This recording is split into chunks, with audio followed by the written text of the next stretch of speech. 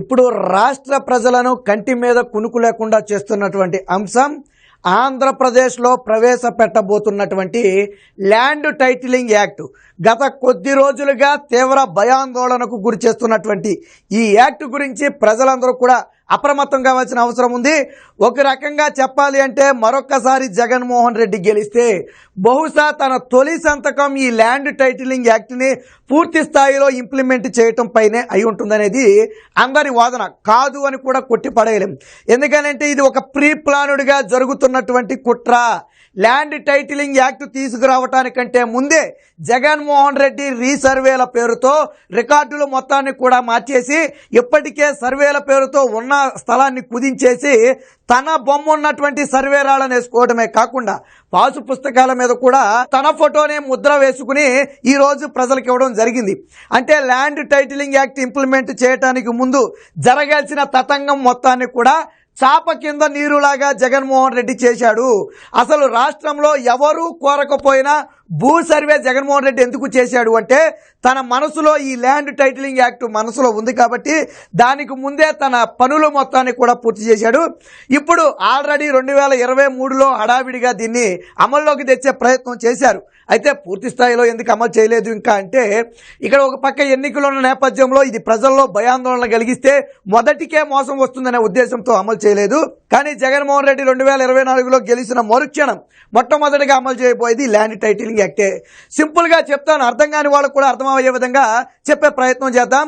ఒక రకంగా ఇప్పటి వరకు దస్త్రాలు ఒరిజినల్ పత్రాలు మీ దగ్గర ఉంటే మీకు ధైర్యం ఉండేది, ఎవరు నా ల్యాండ్ జోలికి రాలేరు, ఎవరు నా ఇంటి జోలికి రాలేరు. ఎందుకంటే దాని ఒరిజినల్ పత్రాలు నా దగ్గర ఉన్నాయి, ఆన్లైన్లో నా పేరే ఉంది కాబట్టి దాన్ని ఎవరు ఏమీ చేయలేరనే ఒక ధైర్యం మీకు ఉంటుంది. ల్యాండ్ టైటిలింగ్ యాక్ట్ వస్తే ఆ ధైర్యం పూర్తిగా కోల్పోవాల్సిందే. ఎందుకనంటే ఎవరైతే ఒక అపిలేట్ అధికారి ఉంటారో, ఎవరైతే టైటిల్ రిజిస్ట్రేషన్ ఆఫీసర్ ఉంటారో అతనే ఒక భూమికి యజమాని ఎవరు అనేది నిర్ణయిస్తాడు. ముఖ్యంగా ఎవరు వారసత్వంగా వచ్చే భూమికి ఇది అత్యంత పెద్ద తలనొప్పి. ఒక వ్యక్తి చనిపోతే సాధారణంగా కొడుకు కూతుర్లకు భూమి అనేది వెళుతుంది, మనకు తెలుసు. కానీ రేపటి రోజున ఒక వ్యక్తి చనిపోతే అతనికి వారసులు ఎవరు అని నిర్ణయించేది ల్యాండ్ టైటిలింగ్ అధికారే. ఆ అధికారి సంతృప్తి చెందితేనే ఎస్ ఫలానా వ్యక్తి ఈయన కొడుకు, ఫలానా వ్యక్తి ఈ వీళ్ళ కూతురు అని నిర్ణయించి ఇస్తేనే. ఆయన సంతృప్తి చెందకపోతే ఆ భూమి మీకు రాదు. అలాగే మేము ఫలానా వ్యక్తి వారసులమని నిరూపించుకోవాల్సిన బాధ్యత కూడా మీ మీద ఉంటుంది. ఇలాంటి అపరిమిత అధికారాలను ల్యాండ్ టైటిలింగ్ యాక్ట్ అధికారులు చేతిలో పెట్టడం జరిగింది. ఇంకో విషయం ఏంటంటే ఈ చట్టంలో ఏమనుందంటే ఈ ఎవరైతే ఈ అధికారి ఉన్నారో, ఆ టైటిల్ అథారిటీ అధికారి ఉన్నారో ఆయన సహజ న్యాయ సూత్రాలకు అనుగుణంగా వ్యవహరించవచ్చు. సివిల్ ప్రొసీజర్ కోడ్ ఫాలో అవ్వాల్సిన అవసరం లేదని అందులో స్పష్టంగా చెప్పారు. అంటే సివిల్ ప్రొసీజర్ కోడ్ అమలు చేయకుండా సహజ న్యాయ సూత్రాలు అంటే తన పరిజ్ఞానాన్ని ఉపయోగించి ఏది న్యాయం, ఏది ధర్మం, ఏది తప్పు, ఏది ఒప్పు అని నిర్ణయించే అధికారం ఆ వ్యక్తికి ఉంది. ఒకవేళ ఇద్దరు వ్యక్తులు తగాదాకి వెళ్ళారనుకోండి, అందులో ఒక వ్యక్తికి రాజకీయ నాయకుడు అన్న ఉందనుకోండి, ఆ వ్యక్తినే కావాలని ల్యాండ్ టైటిలింగ్ అధికారి ఆ వ్యక్తే కరెక్ట్ అని నిర్ణయిస్తే ఇక అంతే, భూమి మీదైనా మీరు అన్ని వదులుకోవాల్సిందే. సో ఇలాంటి అపరిమిత అధికారాలు అనేకం ఉన్నాయి. అలాగే ఒక్కసారి మీ భూమి గన వివాదాల రిజిస్టర్లో నమోదైతే ఆ విషయాన్ని మీరు గమనించుకుని వెంటనే అధికారి వద్దకు వెళ్ళి మా భూమి, ఈ భూమి మాదే, ఇది ఇందులో ఎటువంటి వివాదాలు లేవు అని మీరు 2 ఏళ్లలోపు చూపించుకోకపోతే ఇక మీరు ఆ భూమిని మర్చిపోవటమే. మీరు కోర్టులకు వెళ్ళినా చెల్లదెక్కది. 2 ఏళ్లలో మీ భూమి వివాదాల రిజిస్టర్లో ఉందా లేదనే చూసుకోవాలా. 2 ఏళ్ల తర్వాత వెళితే మీరు మర్చిపోవటమే. ఇలాంటి అనేకం ఉన్నాయి. ఒకవేళ పై కోర్టుల నుంచి, ఇక్కడ విచిత్రం ఏంటంటే సివిల్ కోర్టులను పూర్తిగా తొలగించారు. ఎందుకు తొలగించారు అంటే న్యాయాన్ని దక్కకుండా చేసే ప్రయత్నం, వీళ్ళు చేసే అరాచకాలను కోర్టు నుంచి అడ్డుకునే ప్రయత్నం లేకుండా వీళ్ళే కొన్ని కోర్టులు ఏర్పాటు చేస్తారు. ఆ కోర్టులోకి వెళ్ళాలి. మనకు న్యాయం జరుగుతుందో లేదో మనకు తెలియదు. ఒకవేళ న్యాయం జరగలేదనుకోండి వెంటనే హైకోర్టుకి వెళ్ళాలి. హైకోర్టులో కూడా రివిజన్ పిటిషన్ వేసుకోవాలంటే హైకోర్టు కూడా పూర్తిగా డెప్త్గా వెళ్ళి విచారించే అవకాశం లేకుండా పోతుంది. రివిజన్ పిటిషన్ వేసుకోవాలి. ఒకవేళ అక్కడ మనకు అనుకూలంగా తీర్పు వచ్చింది అనుకోండి, 15 రోజుల్లో తీసుకువచ్చి ఆ కాపీని అక్కడ పెట్టి అమలు చేయించుకోవాలి. మళ్ళీ అదే ల్యాండ్ టైటిల్ టైటిలింగ్ అధికారితో. ఒకవేళ 15 రోజులు ఆ అధికారి లేకపోయినా 15 రోజుల్లో మనం చేయించుకోకపోయినా ఆ కోర్టు ఆదేశాలు చెల్లవు, మళ్ళీ కోర్టుకి వెళ్ళాలి. ఇలా ఒకటి కాదు, రెండు కాదు, అనేక మతబులు ఉన్నాయి. ఫర్ ఎగ్జాంపుల్ మన ఇల్లు ఉందండి, వైసీపీ నాయకుడు కన్ను పడింది అనుకో, ఈ ఎలాగైనా నేను తగ్గించుకోవాలని దాన్ని లిటికేషన్ పెడతాడు ఆ ఇంటి మీద. ఒక్కసారి లిటికేషన్ పెడితే మనం ఎవరి దగ్గరికి పరిగెత్తాలి? మళ్ళీ ల్యాండ్ టైటిలింగ్ అధికారి దగ్గరికి పరిగెత్తాలి. ఒకవేళ ఆ వైసీపీ నేత ల్యాండ్ టైటిలింగ్ అధికారిని మేనేజ్ చేయగలిగితే అప్పుడు మనం ససేమిరా ఏం చేసినా ఆ ఇల్లు మనకు దక్కదు. వివాదంలో పెట్టేసి మనం కూడా ఉండటానికి లేకుండా చేసి కొంతకాలం గడిచిన తర్వాత ఆ ఇంటిని ఎవరైతే లిటికేషన్ పెట్టారో ఆ వ్యక్తికే చెందిందిగా ల్యాండ్ టైటిలింగ్ అధికారి డిసైడ్ చేస్తే అంతే. ఇప్పుడు మన దగ్గర ఉన్నటువంటి పాస్బుక్లు కానీ, పత్రాలు కానీ, 1B అడంగలు కానీ, లేకపోతే ఫహానీలు కానీ ఇవేవి కూడా చెల్లుబాటు కావు. ఇవన్నీ చిత్తు కాగితాలతో సమానం. అలాగే రోడ్డు పక్కన ఒక ల్యాండ్ కనపడింది అనుకోండి, వైసీపీ నేత కన్నుపడింది అనుకోండి, లేదా ఎవరో ఒక బాగా పలుకుబడి ఉన్న వ్యక్తి కన్నుపడింది అనుకోండి, దాన్ని తక్కించుకోవాలి అంటే ముందు దాని మీద చిన్న లిటికేషన్ స్టార్ట్ చేస్తారు. తర్వాత దాన్ని నిరూపించుకోవాల్సిన బాధ్యత మన మీద ఉంటుంది. మన దగ్గర ఒరిజినల్స్ ఉండవు, మనం పట్టుకెళ్ళిన పత్రాలేమో చెల్లో. ల్యాండ్ టైటిలింగ్ అధికారి కొంతకాలం గడిచిన తర్వాత మీరు నిరూపించుకోలేకపోయారు కాబట్టి ఆ భూమి వాళ్ళదే అన్నాడు అనుకోండి, మనమేమీ చేయలేని పరిస్థితి. కోర్టులకు వెళదామా అంటే కోర్టులు కూడా వీళ్ళు పెట్టిన కోర్టులే, అక్కడి నుంచి హైకోర్టుకి వెళ్ళాలి. చిన్న చితగా భూములు ఉన్న వాళ్ళు హైకోర్టుల దాకా వెళ్ళి ఈ రోజుల్లో న్యాయం పొందే అవకాశం ఉందా? దాదాపు 560 సివిల్ కోర్టులకు ఈ వివాదాలను విచారించే అర్హత లేకుండా చేశాడు జగన్మోహన్ రెడ్డి. ఎందుకు సివిల్ కోర్టులలో విచారించే అధికారం లేకుండా చేశాడు? రెండోది, ఒకసారి ఒక అంశం కోర్టుకి వెళ్ళిందంటే ఏళ్ల తరబడి నడుస్తూనే ఉంటుంది. ఈ లోపు మన ఆ భూమి మీద మనం పూర్తిగా హక్కు కోల్పోతాం. అది తేలే వరకు కూడా అది మన భూమి అయినా మనం దాని మీద హక్కు కోల్పోతాం. అది ఇల్లు కావచ్చు, లేకపోతే ఇళ్ల స్థలం కావచ్చు, లేదా పొలం కావచ్చు. ఇలా దేని మీదైనా సరే ఒకసారి అధికారి కన్ను పడితే, లేదా వైసీపీ నేతలకు కన్ను పడితే, లేదా అధికారులను మేనేజ్ చేసే శక్తి సామర్థ్యాలు ఉన్నటువంటి డబ్బున్న వ్యక్తి కన్ను పడితే ఇక మీ ఆస్తిని మీరు మర్చిపోవడమే. అంత భయంకరమైనది ఈ ల్యాండ్ టైటిలింగ్ యాక్ట్. సో ఇదే జగన్మోహన్ రెడ్డి తీసుకొస్తున్నాడు. ఇక్కడ కూడా వైసీపీ దొంగ నాటకాలు ఆడుతుంది. ఇలా మంత్రి ఏం చెప్తాడు, ధర్మాన రెవెన్యూ శాఖ మంత్రి ఏం చెప్తాడు, ఈ యాక్ట్ ని మనం అమలు చేయట్లా, మన రాష్ట్రంలో లేదు, ప్రతిపక్షాలు విష ప్రచారం చేస్తున్నాయని చెప్తాడు. జగన్మోహన్ రెడ్డి ఏం చెప్తాడు, ఇది అద్భుతమైన యాక్ట్, అసలు చంద్రబాబుకి ల్యాండ్ టైటిలింగ్ యాక్ట్ అంటే ఏంటో తెలుసా అని చెప్పి ఆ జగన్మోహన్ రెడ్డి అంటాడు. మరి యాక్ట్ ఉన్నట్టా లేనట్టా? రెవెన్యూ శాఖ మంత్రి లేదంటాడు, ముఖ్యమంత్రి ఏమో ఉందంటాడు. అంటే ఇది ప్రజలను కన్ఫ్యూజ్ చేసే ప్రయత్నం. ఎన్నికల వరకు ఈ అంశాన్ని తొక్కుపట్టాలనే ఒకే ఒక ఉద్దేశంతో ఈ రోజు వైసీపీ ఆడుతున్నటువంటి కుట్రకే ఇది ఉదాహరణ. చూడండి, ల్యాండ్ టైటిలింగ్ యాక్ట్ అంటే ఏంటంటే మీ భూమిని ఇలా కబ్జా చేసుకుని వెళ్ళిపోవటమే. ఒక అధికారి, ఒక వైసీపీ నేత మీ భూమిని ఇలా పట్టుకెళ్ళిపోతే మీరు చూస్తూ నిస్సహాయంగా ఉండిపోవడం తప్ప, ఈ పిక్ అదే ఉదాహరణ, మీరు చూస్తూ నిస్సహాయంగా ఉండిపోవడం తప్ప ఎవరము ఏం చేయలేని పరిస్థితి. ఈరోజు మనం గొప్పగా చెప్పుకుంటాం, నాకు 1 ఎకరం పొలం ఉందనో, లేదా నాకు 1 ఇల్లు ఉందనో, లేదా నాకు 1 ఇళ్ల స్థలం ఉందనో గర్వంగా చెప్పుకుంటాం. మన దగ్గర పత్రాలు ఉన్నాయి కాబట్టి ధైర్యంగా ఉంటాం. రేపటి రోజున దిరదరంగా అంటాం, 100 ఏళ్ల ఆయుష్లాగా. ప్రతి వారానికి ఒకసారి మన భూమి ఉందా లేదా, మన భూమి ఏమన్నా అయితే వివాదాల రిజిస్టర్లో ఏమన్నా ఎక్కించారా, లేదా మన భూమి మీద ఎవరైనా కన్నేశారా, మన భూమి ఆన్లైన్లో కనపడుతుందా లేదా, ఇలా ప్రతి వారానికి 10 రోజులకి చూసుకోవాల్సిన పరిస్థితి ఈ రోజు జగన్మోహన్ రెడ్డి కల్పించాడు. ముఖ్యంగా ఎవరైతే నిరాక్షరాస్యులు ఉన్నారో, ఎవరైతే పల్లె ప్రాంతాల్లో ఉన్నారో వారికి తీవ్ర నష్టం జరుగుతుంది. ఎందుకంటే వాళ్ళు అంత ఎడ్యుకేటెడ్ కాదు, వాళ్ళ భూమి ఆన్లైన్ ఉందో లేదో వాళ్ళకి తెలియదు, వాళ్ళ దగ్గర ఒరిజినల్ పత్రాలు ఉన్నా రేపు పొద్దున్న చెల్లుబాటు కావు. ఎందుకంటే జగన్మోహన్ రెడ్డి దగ్గర నుంచి జిరాక్స్ ఇస్తాడు మీకు. ఇక 1B అడంగాళ్ళు పోనీ తీసి చూసుకుందామంటే అవి రావు. రెండోది, ఈ ల్యాండ్ టైటిలింగ్ యాక్ట్కి సంబంధించిన వివరాలు మొత్తం కూడా ఆన్లైన్లో పెడతారా పెట్టరా అనే విషయాన్ని ఈ చట్టంలో ఎక్కడా చెప్పలా. అలాగే ల్యాండ్ టైటిలింగ్ అధికారి ఎవరు, అతను ఏ హోదాలో ఉంటాడు, తహసీల్దార్లకు ఇస్తారా లేదా ఆర్డీఓ స్థాయి అధికారులు నియమిస్తారా, ఈ విషయాలు ఏవి కూడా చట్టంలో చెప్పలేదు.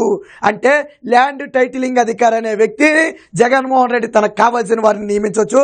నన్ను నియమిస్తే నేను, మిమ్మల్ని నియమిస్తే మీరు. ఎందుకంటే ఈ చట్టంలో దానికి సంబంధించిన ఏమీ రాయలేదు కాబట్టి అంత భయానకం. రేపటి రోజున ల్యాండ్ టైటిలింగ్ కనుక వస్తే అది భూమి అయితే భూమి, ఇల్లు అయితే ఇల్లు, ఈ విధంగా కబ్జా చేయటమే. ల్యాండ్ టైటిలింగ్ యాక్ట్తో మీ ఆస్తులు హాంఫాట్, ఇది 100కు 200% నిజమే. ఇప్పటి వరకు మనకి ఇళ్ళు ఉన్నాయి, స్థలాలు ఉన్నాయి. రేపటి రోజున దారిని పోయి ఒక దానయ్య ఈ ఇంటి మీద కొనేస్తాడు. ఇంటి మీద కొనేసినటువంటి ఆ వైసీపీ నాయకుడు ముందు ఈ ఇంటిని లిటిగేషన్లో పెడతాడు, అంటే వివాదాల్లో పెడతాడు. వివాదాల్లో పెడితే మీరు పరుగున ల్యాండ్ టైటిలింగ్ అధికారి దగ్గరికి వెళ్ళాలి. అయ్యా ఇల్లు నాదే, ఎవరో వచ్చి నాదే అంటున్నాడు, ఒకసారి చూడండి అని. అప్పుడు ఈయనేమంటాడు, నీది అనడానికి ఆధారాలు ఏవో పట్రా అంటాడు. నువ్వు తీసుకెళ్లిన ఆధారాల పట్ల సంతృప్తి చెందితే ఓకే, సంతృప్తి చెందకపోతే ఈ ఆధారాలు చెల్లుబాటు కావు అంటాడు. అలాగే 1-2 ఏళ్లు గడిచిన తర్వాత కూడా నువ్వు దాన్ని నిరూపించుకోలేకపోతే 2 ఏళ్ల సమయం ఉంటుంది. ఈ 2 ఏళ్లలో నువ్వు నిరూపించుకోలేకపోతే ఎవరైతే లిటిగేషన్ పెట్టాడో ఆ వ్యక్తికే ఆ ఇల్లు చెందుతుంది అని ల్యాండ్ టైటిలింగ్ అధికారి సంతృప్తి చెందుతూ ఒక సంతకం చేస్తే ఇక నువ్వు ఆ ఇల్లును మర్చిపోవడమే. అదే విషయంగా ల్యాండ్ అయినా అంతే. నీకు ఒక ల్యాండ్ ఉంటుంది, ఎవరో నేత కొనబడుతుంది, దీన్ని వెంటనే లిటిగేషన్లో పెడతారు.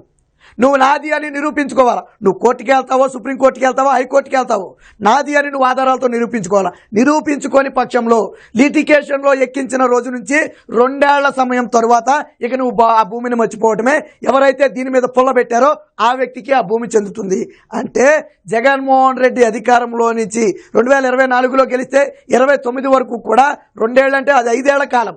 మొదట్లో ఆ జగన్మోహన్ రెడ్డి అధికారంలోకి రాగానే పుల్లలు వేయటం మొదలు పెడితే 2 ఏళ్ల తర్వాత మీ ఆస్తులన్నీ వాళ్ళ చేతిలోకి వెళ్ళిపోతాయి. ఎందుకంటే నిరూపించుకోవడానికైనా సరే అధికారి ఎవరు? వాళ్ళకి చెందిన అధికారి. ఆయన సంతృప్తి చెందుతాడో లేదో మనకు తెలియదు. సో ఈ విధంగా ల్యాండ్ టైటిలింగ్ యాక్ట్ అనేది అత్యంత ప్రమాదకరంగా మారింది. ఇళ్లకు మనం ఇంట్లో ఇదివరకు మనం బయటికి వెళ్తే బంగారం ఇంట్లో పెట్టినా లేదా డబ్బు ఇంట్లో పెట్టినా భయంగా ఉంటుంది, ఎవరైనా దొంగలు దొబ్బేస్తారేమోనని. ఇప్పుడు అంతకంటే భయంగా గడపాల్సిన పరిస్థితి. ఇప్పటి వరకు మీరు బంగారం డబ్బుల గురించే బాధపడ్డారు, కానీ ఇప్పటి నుంచి మా ఇల్లు దొబ్బేస్తారేమో, మా ఆస్తి దొబ్బేస్తారేమో, కబ్జా చేస్తారేమోనని అనుక్షణం భయపడుతూ బ్రతకాల్సిన పరిస్థితి ఈ ల్యాండ్ టైటిలింగ్ యాక్ట్ మీద రాబోతుంది. కాబట్టి ప్రజలు అప్రమత్తం కావాలి. Jaganmohan Reddy land titling act అమలు చేయడానికి ముందే సర్వేల పేరుతో భూములు కుదించాడు. ఇప్పటికే అనేక వ్యక్తులు మా భూమిలో వ్యత్యాసాలు తేడా వచ్చాయని మళ్ళీ తిరిగి అధికారుల దగ్గరకు పరుగులు పెడుతున్నారు. ఇచ్చిన పాసు పుస్తకాల మీద తన ఫోటో వేశాడు, సర్వే రాళ్ల మీద తన ఫోటో వేశాడు. తన అధికారుల ద్వారానే పూర్తిగా సర్వే చేయించి ఎక్కడ ఖాళీ భూములు ఉన్నాయి, ఎక్కడ ప్రభుత్వ భూములు ఉన్నాయి, ఎక్కడ విలువైన భూములు ఉన్నాయి, ఎంత భూమి లిటిగేషన్లో ఉంది, ఎంత భూమి వివాదాల్లో ఉంది, ఇలా అన్ని అంశాలను జగన్మోహన్ రెడ్డి దగ్గర పెట్టుకున్నాడు. కాబట్టి వన్స్ ఈ యాక్ట్ అమలు అయితే తన దగ్గరున్న సమాచారాన్ని అడ్డం పెట్టుకుని విచ్చలవిడిగా ప్రజల ఆస్తి మొత్తాన్ని కూడా కాజేస్తాడు. ఇంకొక విషయం ఏంటంటే ఒరిజినల్ పత్రాలన్నీ జగన్మోహన్ రెడ్డి దగ్గరే ఉంటాయి. రేపటి నుంచి జిరాక్స్లు ఇస్తారు మీకు. నేను ఒక ఇల్లు కొనుక్కున్నానండి, లేదా ఒక స్థలం కొనుక్కున్నా, నాకు యాక్చువల్ అయితే డాక్యుమెంట్స్ రావాలి, ఒరిజినల్ డాక్యుమెంట్స్. అవి ఎవరి దగ్గర ఉంటే వాళ్ళదే ఆస్తి అన్నట్టు, ఎవరి పేరు మీద ఉంటే వాళ్ళదే ఆస్తి. రేపటి రోజున అవేమి ఉండదు, జిరాక్స్ మన మొహాన్ని కొడతారు. ఇక అంతే. అప్పుడు ఏం చేస్తారు? మన ఒరిజినల్స్ ఎవరి దగ్గర ఉంటే జగన్మోహన్ రెడ్డికి చెందినటువంటి ఒక ప్రైవేట్ కంపెనీ చేతిలో ఉంటాయి. అప్పుడు ఏం చేస్తాడు? జగన్మోహన్ రెడ్డికి ఒక 50,000 కోట్లు అప్పు అయిందనుకో, ఒక జిల్లాలోని కొంత భూమిని తీసుకెళ్లి ఆ ఒరిజినల్స్ అన్ని తీసుకెళ్లి అక్కడ పడేసి తాకట్టు పెట్టి అప్పు తెచ్చుకుంటాడు. ఇంకా అప్పు అయిందనుకోండి, ఇంకో కొంత భూమి తీసుకెళ్లి తాకట్టు పెట్టి అప్పు తెచ్చుకుంటాడు. అంటే మీ భూమి మీద, మీ ఆస్తుల మీద జగన్మోహన్ రెడ్డి అప్పు తెచ్చుకుంటాడు. మరి అప్పు ఎవరు కట్టాలి? మీరు కడతారా, జగన్మోహన్ రెడ్డి కడతాడా? ఎవరు కట్టాలి అప్పుని? భూమి మీది, ఆస్తులు మీయి, పత్రాలు మీయి, కానీ అప్పు మాత్రం జగన్మోహన్ రెడ్డి తెచ్చుకున్నాడు. వాస్తవానికి మన పత్రాలు మన దగ్గర ఉంటే మనం బ్యాంకులో పెట్టుకుని మనకు అవసరమైనప్పుడు తెచ్చుకుంటాం, మళ్ళీ కట్టుకుంటాం. ఇక్కడ దరిద్రం ఏంటంటే జగన్మోహన్ రెడ్డి అప్పు తెచ్చిన సంగతి కూడా మీకు తెలియదు.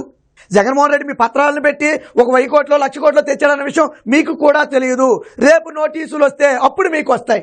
దాని తాలూకా యజమాని ఎవరు? వాళ్ళకు నోటీసులు వస్తాయి. బాబు ఇదిగో ఇంత అప్పు ఉంది మీ మీద, కడతారా, స్వాధీనం చేసుకోమంటారా? బెత్తరపోయి చూడటం తప్ప మనం చేసేదేం ఉండదు. ఎందుకంటే అది రూపాయో 10 రూపాయో కట్టడానికి 1,000 కోట్లు 1,00,000 కోట్లు అప్పు ఉంటుంది.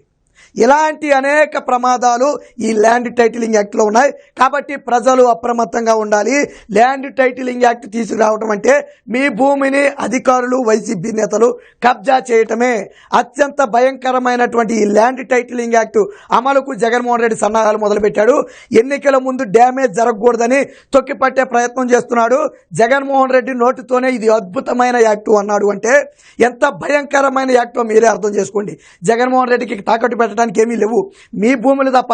ప్రభుత్వ ఆస్తులు తాకట్టు పెట్టేశాడు, ప్రభుత్వ భవనాలు తాకట్టు పెట్టేశాడు, కొండలు గుట్టలు ఉంటే తాకట్టు పెట్టేశాడు, మద్యం బాబుల్ని తాకట్టు పెట్టేశాడు.